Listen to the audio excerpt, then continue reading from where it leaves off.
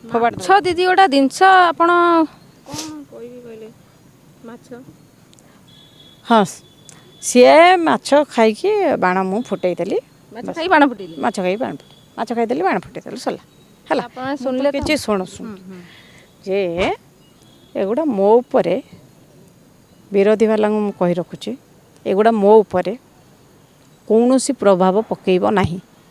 କାହିଁକିନା ଯେଉଁ କଥାର ସତ୍ୟତା ନାହିଁ ତା ଦେହରେ ଏତେ ମୁଣ୍ଡ ଖେଳେଇବା କ'ଣ ଦରକାର। ବ୍ୟସ୍ତ ହେବା କିଛି ଆବଶ୍ୟକ ନାହିଁ। କରୁଛନ୍ତି ତାଙ୍କ ଭିଉଅର୍ସ ପାଇଁ ଟଙ୍କା ପାଇଁ ଫେକ୍ ନ୍ୟୁଜ୍ କରୁଛନ୍ତି କରନ୍ତୁ। କୌଣସି ବୁମ୍ ଲାଗିଛି କି କୌଣସି ଆସିକି କିଏ କେଉଁ ପୋଲିସ ଆସିକି କଥା ହେଇଛି କି ହେଇନି ତ କିଛି ନାହିଁ ସବୁ ଶୂନ। ତେଣୁ କଥାର ମାନେ ଭିତ୍ତି ଏ କଥାର କୌଣସି କିଛି ଜିନିଷ ମାନେ ୟା ଦେହରେ ଇଏ ନାହିଁ ସେ ସତ୍ୟତା ନାହିଁ। ସେଗୁଡ଼ା ଗୋଟେ ପ୍ରହସନ ଚଲେଇଛନ୍ତି ସେ ଚଲାନ୍ତୁ ତାଙ୍କୁ ବି ମୁଁ ତୁମକୁ କହୁଛି ସେ ଚଲେଇବାକୁ ଦିଅନ୍ତୁ। ସେ ତା ଦେହରୁ 2 ପଇସା ଇନକମ୍ କରୁଛନ୍ତି ଏଇଗୁଡ଼ାକୁ ପକେଇକି 2 ପଇସା ଇନକମ୍ କରିକି ଘରେ ଖାଇ ପିଇକି ଭଲରେ ରୁହନ୍ତୁ।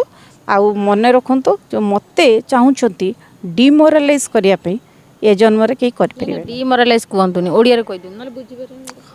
ଲୋକ ହଉ ଠିକ୍ ଅଛି ମାନେ ଜଣକୁ କହିଲା ମାନେ କହୁଛନ୍ତି ନା ସିଏ ବିଜେଡ଼ି ବିଷୟରେ ତାଙ୍କୁ ଟିକେ ମାନସିକ ଭାବେ ଟିକେ ଦୁର୍ବଳ କରିଦେଲେ ସେ ଆଉ କିଛି କହିବେ ନାହିଁ।